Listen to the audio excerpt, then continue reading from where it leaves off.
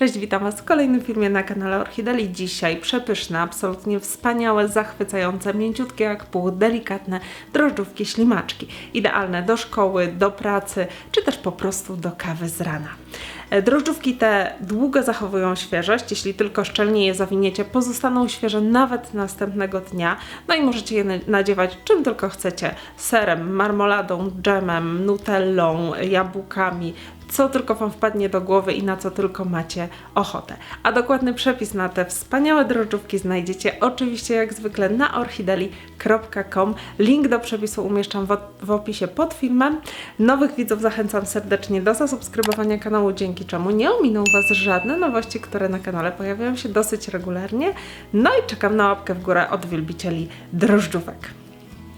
A zaczynamy od przygotowania rozczynu, którego robić nie musicie, jeśli korzystacie z drożdży suchych.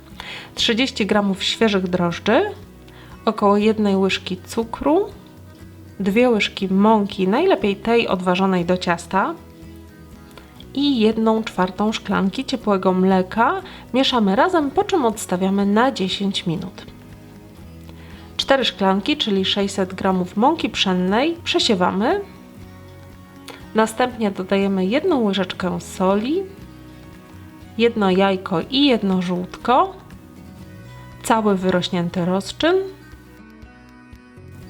2 łyżki cukru, cukier waniliowy i na koniec dolewamy jeszcze szklankę mleka. Całość mieszamy, aby składniki się nieco połączyły, następnie z grubsza zagniatamy. Po chwili dodajemy jeszcze 50 g rozpuszczonego i przestudzonego masła. Wszystko razem zagniatamy dokładnie do chwili, gdy ciasto będzie gładkie, jednolite i przestanie się kleić do rąk. Zagniecione ciasto odstawiamy na mniej więcej godzinę lub do momentu, gdy podwoi ono swoją objętość, po czym wyjmujemy na blat, podsypując obficie mąką, lekko zagniatamy i dzielimy na 10 równych części. Każdą z części rolujemy tak, aby powstał wałek. Po czym cienko rozwałkowujemy, nakładamy farsz, zaklejamy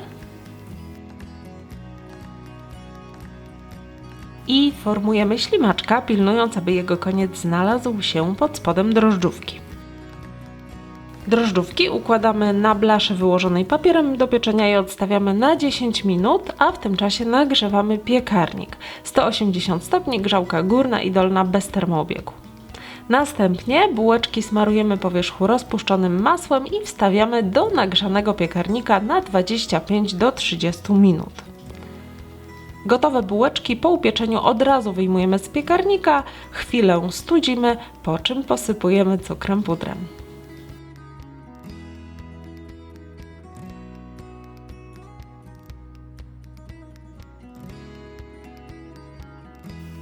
Smacznego!